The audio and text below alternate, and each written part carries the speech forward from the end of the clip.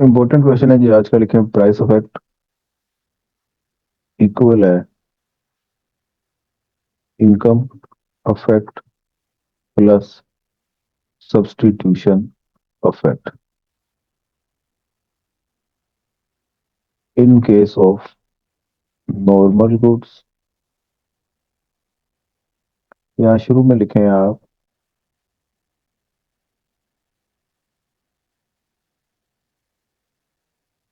Prove that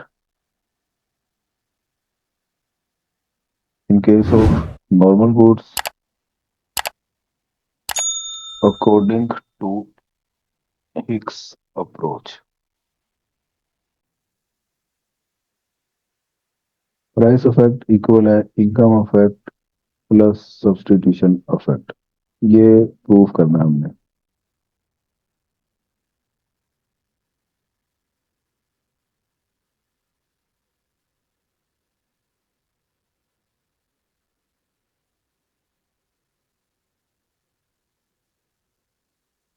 normal goods,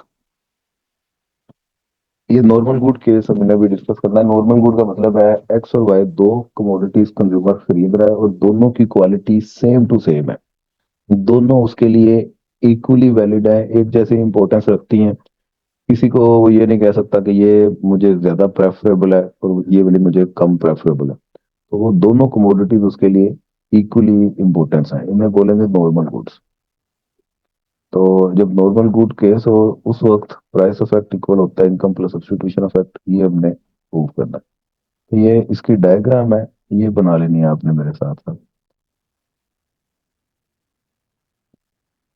ये तो सबसे पहले तो ये डायग्राम आपकी बनेगी।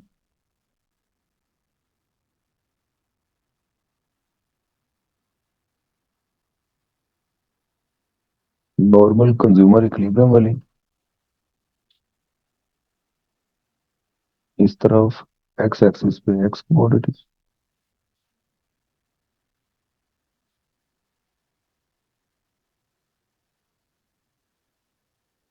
वाई एक्सिस पे वाई कमोडिटी।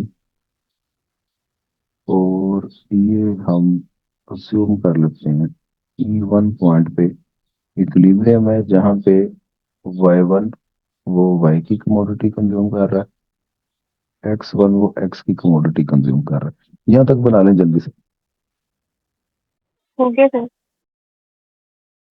ठीक है, अब इसके आगे ये ध्यान से समझ लीजिएगा, यहाँ तक तो पुरानी बात ही है। अब हमने फर्ज करना है एक्स की प्राइस कम हो गई है। इधर साइड पे लिख लें suppose the price of X falls. X की प्राइस कम हुई जिसकी वजह से बजट लाइन आगे को रोटेट कर जाएगी।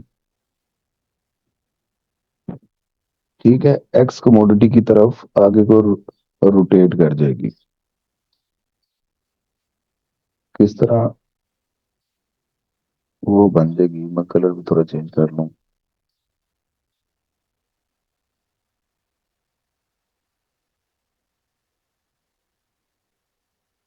ये जी।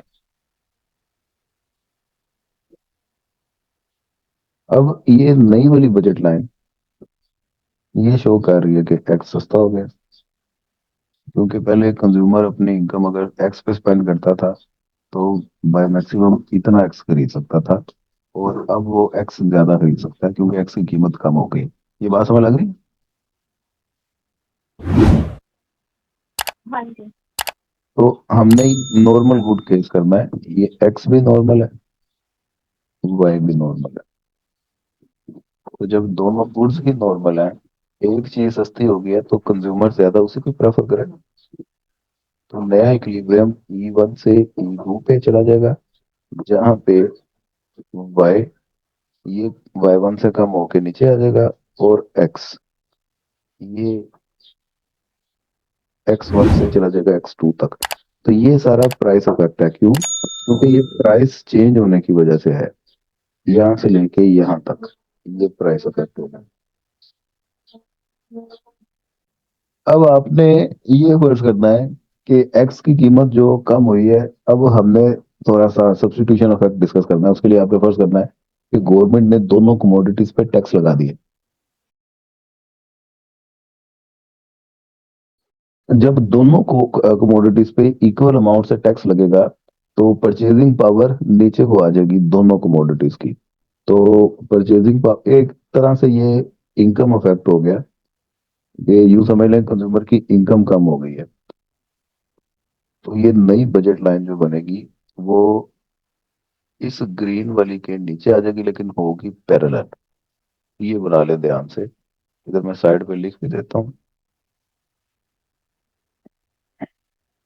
Government impose tax on both commodities. Due to that, budget line shift inward, अंदर की तरफ शिफ्ट हो गई है, और ये पैरेलल है ग्रीन लाइन।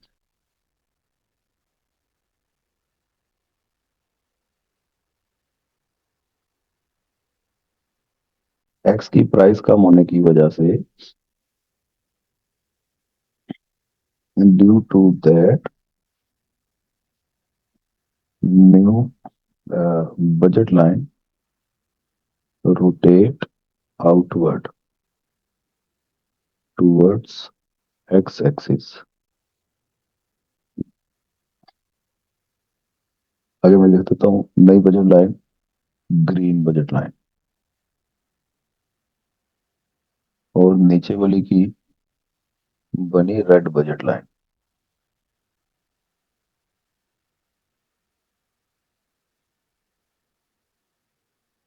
कलर चेंज किया आपको सिर्फ समझाने के लिए। जी, ये आप तक बात याद रहेगी। जी सर। हाँ, बस एक आपने एहतियात करनी है, ये जो नई वाली रेड वाली मैंने बजट लाइन बनाई है, ये जब ड्रा करेंगे E1 पॉइंट के नीचे से गुजरेगी ये, इसके ऊपर से यहाँ से नहीं आपने गुजार देनी, फिर डायग्राम गलत हो जाएगी। बस ये आपने इसकी एहतियात करनी है। तो ऐसे नहीं, E1 के ऊपर से नहीं गुजारनी, E1 के नीचे से गुजरेगी। तो ये नई वाली बजट लाइन ग्रीन और रेड को कंपैरिजन करें तो ये बजट लाइन शिफ्ट हुई है। ये यहाँ पे मैंने वर्ड लिखा है शिफ्ट, और ऊपर मैंने लिखा था रोटेट, क्योंकि यहाँ पे रोटेट हुई थी। ये ब्लू और ग्रीन को देखें, ये रोटेट हुई है, और ग्रीन और रेड को देखें, ये शिफ्ट हुई है।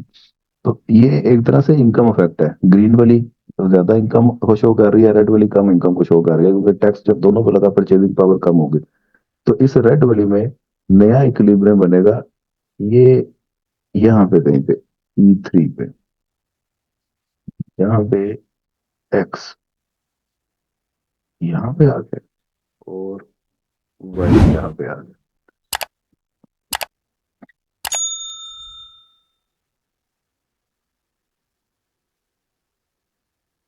अब आपने आगे क्या करना है, इंडिफरेंस कर्व बड़े ध्यान से बनाना है। इंडिफरेंस कर्व जहाँ पे टच करता है इक्विलिब्रियम, तो उसी पॉइंट पे होता है E1 E2 E3।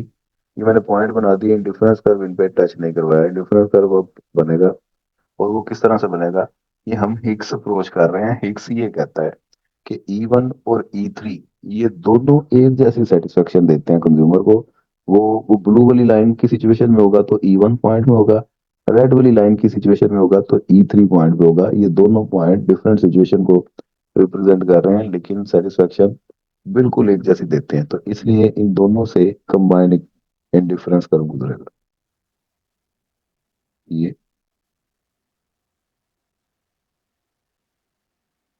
ये बनाने वक्त बहुत एहतियात आपने कर दी है। टेंजेंट होना चाहिए, टेंजेंट का मतलब है E1 और E3 सिर्फ इन दो पॉइंट से गुजरेगा। अगर आप इन पॉइंट्स को काट के बना देंगे या बहुत ज्यादा इनसे गुजरा हुआ बना देंगे, तो फिर ये गलत हो जाएगा। मसलन अगर आप ये डिफरेंस का बच्चे ये करते हैं,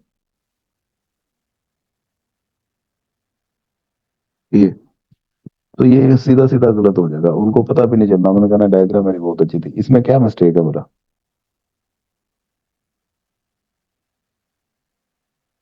कर्व से वो इनिशियल कर्व से बहुत ज्यादा टच कर रहा है डेडलाइन को। हाँ जी, सिर्फ दो सेगमेंट पे टच नहीं कर रहा, इसका मतलब है यहाँ पे वो टेंजेंट नहीं है।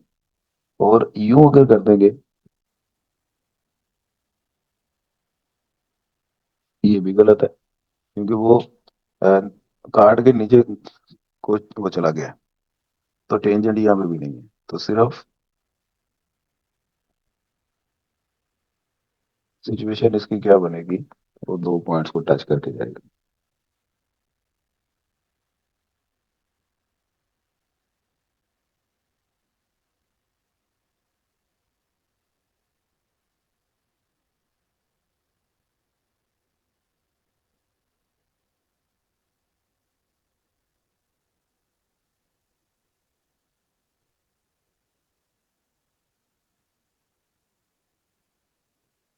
अच्छा जी,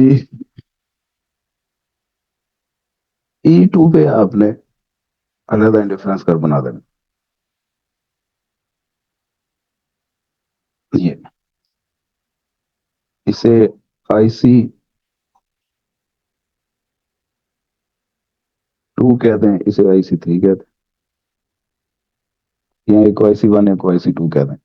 अब दो पैरेलल बजट लाइंस जो सी हैं, इनके दरमियान अफेक्ट को बोलते हैं इनकम अफेक्ट। मसलन ये E3 और E2, ये इनकम अफेक्ट हुआ।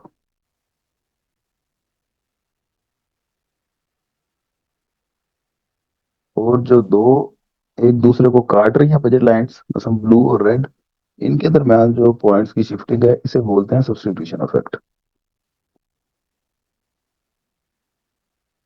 E1 और E3 के दरमियान, यहाँ से यहाँ तक, ये सब्स्टिट्यूशन इफेक्ट है। लेकिन जी, ये ग्राफिकली तो हमें नजर आ गया कि प्राइस इफेक्ट इक्वल है इनकम प्लस सब्स्टिट्यूशन इफेक्ट। और यहाँ तक कोई बात पूछने वाली है तो बता दें जल्दी से। जी है that। अब आगे मैथमेटिकली प्रूफ है।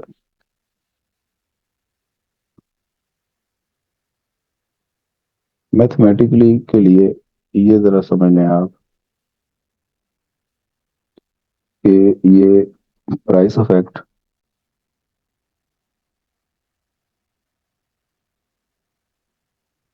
ये इक्वल है O(x2 माइनस O(x1)। सही, ये जीरो, ओ O(x2 में से O(x1) माइनस कर दें तो पीछे ये वाला पोर्शन बनता है, ये प्राइस इफेक्ट है। समझ लगी बात? एक मिनट, हाँ यही है, बिल्कुल ठीक। क्यों भाई, नहीं समझ लगी बात, बता दें भाई। नहीं समझ आई। तो यार ये देखो ना, ये O(x2) यहाँ से लेके यहाँ तक ये O(x2) है, ये सारा पोर्शन।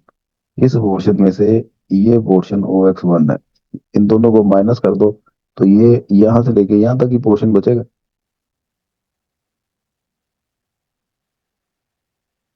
जी सर, ठीक है। तो ये मैंने लिख दिया। अब इसी तरह इनकम इफेक्ट, ये क्या होगा बोला?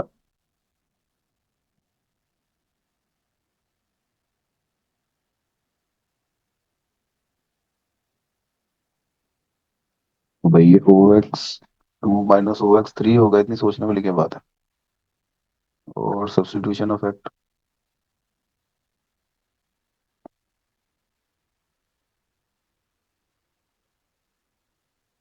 ये क्या होगा? OX3 - OX1। जी शाबाश।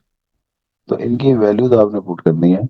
प्राइस इफेक्ट इक्वल है income effect plus substitution effect. तो प्राइस इफेक्ट की जगह पे O(x2 माइनस O(x1) इक्वल है income effect O(x2 minus O(x3) plus substitution effect O(x3 minus O(x1)। तो ब्रैकेट ओपन करी, और जो जो कटिंग हो रहा है उनको काट दिया, तो ये इसे कट नहीं जाएगा।